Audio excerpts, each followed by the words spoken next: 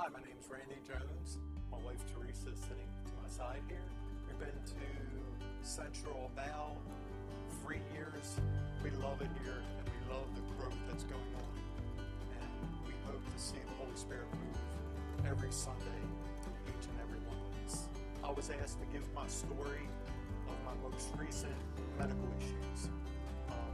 As a man, most of us don't go to the doctors often. We don't take care of ourselves. We're fixers. We care for the family. We do what we got to do, and we kind of neglect ourselves. I started feeling tired 4 years ago. I would need to get a nap in the afternoons. Didn't know what it was. Didn't pay a whole lot of attention to it other than I thought I was just getting up early and I needed to take a nap. But as time has gone on, July or so, I noticed that I needed to take a nap earlier in the day. And my wife said, listen, you need to start getting checked out on this. This napping is getting longer and shorter in the day. And I'm very busy. I try to keep busy all the time. So I went to the doctors and they started giving me all these blood tests, blood work, trying to find out what was causing me to be so tired. And they found some issues with my heart. The doctor came out after my cath in a frantic state, saying that my heart was so bad, they couldn't do anything. I was still kind of under the anesthesia, so I didn't know what was going on. My wife, she started crying. She ran out to get my daughter. It was like my world was falling apart. So then another doctor came out and said, it's bad, but it's not as bad as he was saying it was. Big relief to me, she's still having a fit. So we went to Salisbury, down in Salisbury, to see a heart surgeon. They said I needed a quadruple bypass, and I had about a week or so to decide whether I wanted to do this. I was standing on my rock, and God was going to put me through this so I can be a witness for other people, to tell them my story. It was pretty scary. So the prayer team that we have in the church was praying for me on Sunday. I'm laying there, felt this peace, a peace come over me.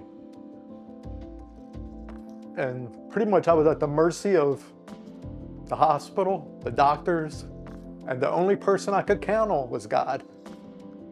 He was there with me. Fast forward, the next 2 days, I didn't know where I was. I didn't know what was going on. And by the 5th day, they gave me approval that you're ready to go home. About a week and a half after I got home, my blood pressure was low. My oxygen level was in the 80s. I was short breathing. My wife was constantly checking me and she says, listen, we got to go back to the hospital. There's something wrong. My left lung filled up with fluid. They removed a liter of liquid from my left lung.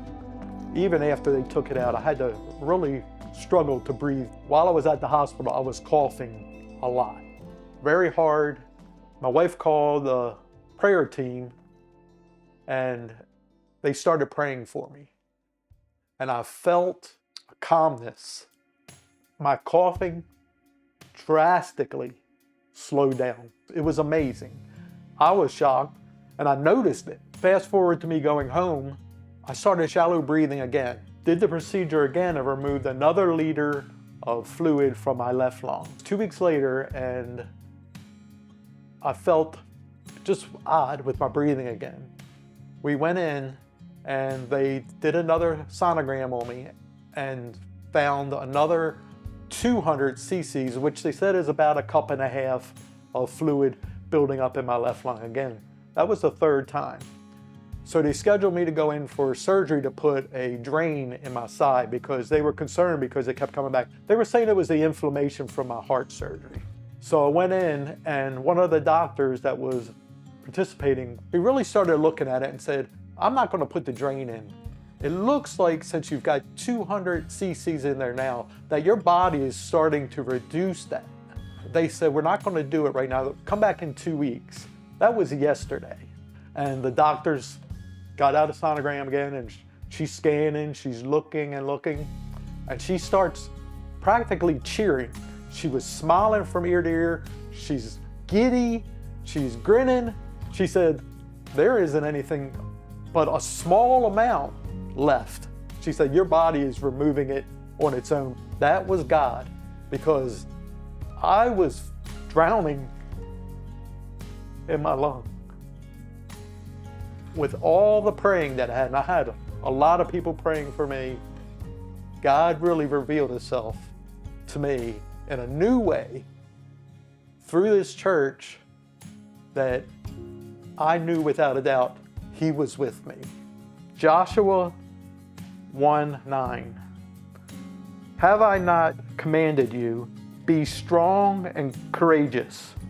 Do not be afraid. Do not be discouraged, for the Lord your God will be with you wherever you are. Wherever you are. If I'm laid on a hospital bed, or if I'm alone in a room, wherever I'm at, God is there. Without a doubt, the prayer group was helping me through this. My wife kept in touch with everyone, and every time my wife would say, the prayer group is praying for you, I felt comfort. Laying in a bed that you're scared to death to be in, you only can count on God at that moment. You have to really know that prayer works. And our prayer group is awesome.